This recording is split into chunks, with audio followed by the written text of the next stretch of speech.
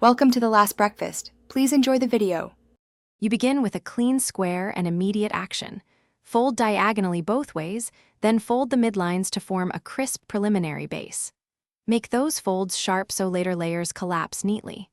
Once done, rotate the paper and fold the corners into the center to lock a petal-like shape.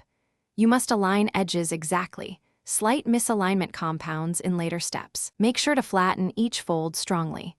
This sets accurate creases for the Kabuto helmet's central ridge and flared sides. You now transform the base into the Kabuto's recognizable shape by opening a pocket and performing controlled squash folds to create a shallow helmet curve. Once the basic hull appears, fold the top layer backward to form the frontal crest, and curve the side wings outward with small reverse folds so they flare like a real helmet. Make sure to mirror each move on both sides. Symmetry is crucial. Finally, reinforce the central ridge with a tight valley fold so the helmet holds its three-dimensional form during handling.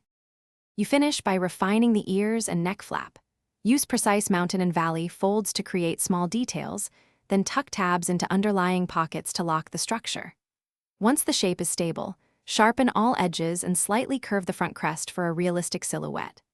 If layers are too tight or the helmet won't sit flat, gently loosen the internal folds, realign the paper, and recrease each seam with a fingernail or bone folder. This fixes misalignment without tearing the paper.